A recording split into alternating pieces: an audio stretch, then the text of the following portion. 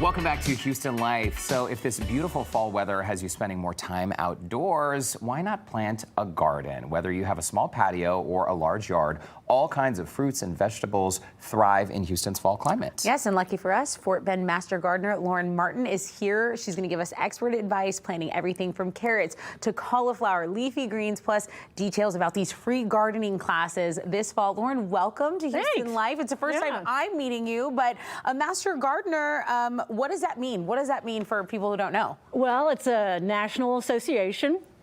Started back in the 70s, and we are volunteers that are here mostly for our county agent. Okay, and so you know your stuff, and that's what you're here to teach. So I'm going to say one thing. Once you go through basically a college level class and you graduate as a Master Gardener, you do not know everything. You still have to. You're still learning. You're still learning, but you've gotten a huge leap forward. And you know more than most of us, right? Yes, and then a lot of that comes because to keep your Master Gardener, you've got to volunteer. 20 hours. I'm just so garden curious. Like I love it. Like I see it and I want to jump in, but I get scared. So I'm glad you're here, is what I'm saying. And we're in a time where fall, I mean, it's really, really too cold in a lot of other places, but for here, it's like the time for our veggies. This is the best time to garden in Texas. Okay. Now, granted, you can't grow everything that you would in the spring, but when I say the best is that it's the coolest, there's less bugs, and you don't have to use as much water. Okay. And it's also more pleasant to be outside this time of year. I planted a tree on Saturday. I told you this, but Lauren, I planted a tree. It felt good. It was backbreaking work. Okay, so we mentioned in the intro that you don't have to have a big yard to get into gardening. Even if you have a little patio or a balcony at home, container gardening is a thing. And you, after the break, you're going to show us a demo, essentially, of how to plant some of these beautiful leafy greens and root vegetables. Let's talk about the USDA's plant hardiness zone, because essentially, when you're at the garden center, or maybe if you're looking at seeds online, there are different regions of the country. We're seeing them on the screen right now. And it's important to be familiar with this, Lauren, because why? It's very important because this is what's going to grow in this area. So not only is it hardiness not only for cold temp, but also for heat. So an example might be, let's take peonies, one of my favorite flowers. Same. You might see it in some of your big box stores, but if you go to a garden center, a nursery, you're not going to see it because they can't make it here. They don't. Not because it's too cold, but because it's too hot. I see. I see. We had them growing up in Salt Lake City. They're beautiful. Yeah. We had them in our backyard. You want to get everywhere. You want to get probably. We're zone 9 here. There's a small little smidgen around Brownsville that's a 10, but otherwise. You want to get 8 or higher, so you want to get north of Dallas. And this is critical because if you buy a plant or if you buy seeds and you just have the highest hopes you're going to grow those beautiful peonies, it's not going to work out here. Right. So even the most skilled person is going to have trouble with that. I mean, you want to set yourself up for think success. of apple trees. Oh, you love Honey Crisps. Some other they don't grow here. But what does grow here? That's what we want to As far as fruit trees, which is a whole nother conversation. But so what's going to be in the vegetable garden? Now, this can be a pot. It can be a raised bed. It can be in the ground. But you're in the ground, or what I call above ground. That's kind of like, something that's about this height. It's got air under it. Protects your back. You don't have to bend over.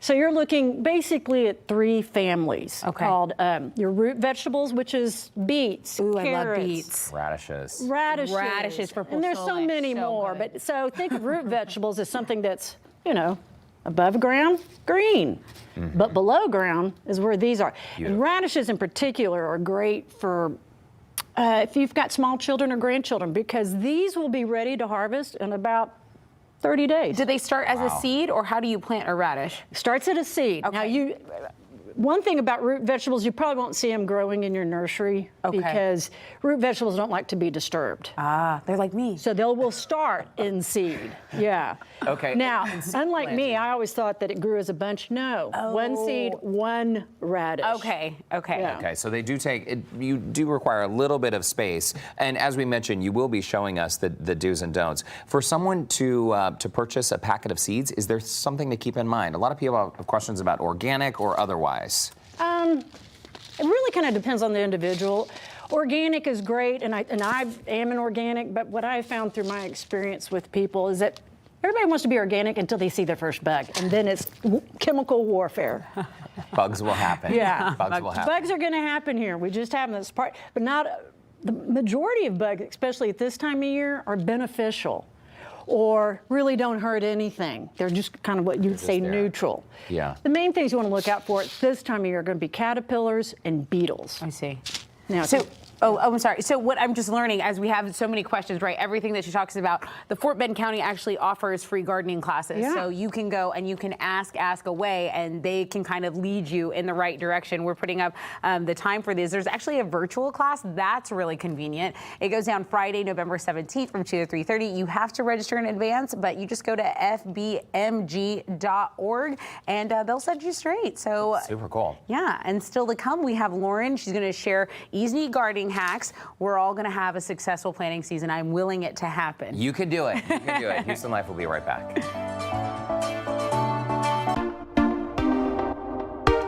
Welcome back to Houston Life. Fort Bend Master Gardener Lauren Martin has spent decades helping gardens flourish, and today she's brought her expert tips right here to Studio V. We had a million questions, and I feel like we could do a full hour with you, Lauren. So before the break, we were chatting about some of the ideal plants. You can see those leafy greens and the root vegetables. And this is something that, again, if someone has never done this before, Lauren, they should not feel intimidated by it, right?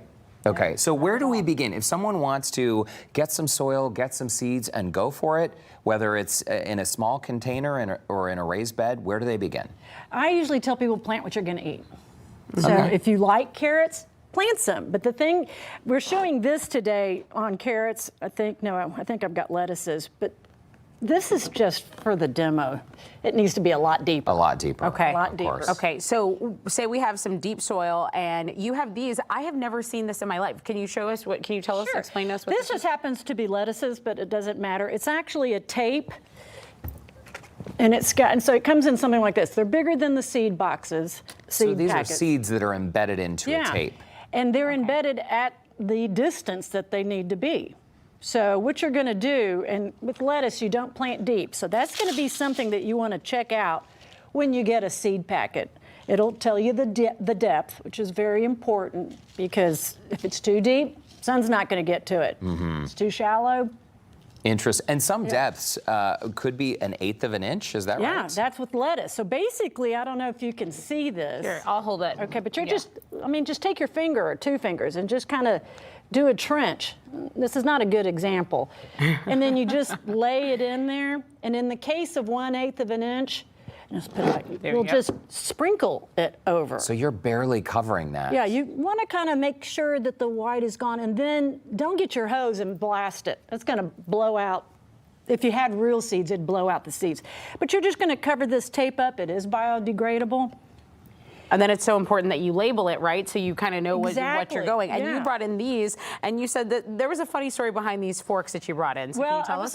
I wanted to bring in popsicle sticks, but this is what the grocery store had. So I don't know if you can see, but what you're going to do is do your plant date, when you're planting it, what it is, and then if you have room and you're not like me, you want to kind of give an expected harvest date, which will be on your seed packet. Oh. And then tines in first. And this is so important because in the moment when we're planting that lettuce tape, you think, we think, I'll remember. I'll remember this. That's and what I would do. Come back later and you don't know. Yeah. Okay, so you've got it right here on the fork. How soon until we can expect little sprouts to pop up? And also, best way to water?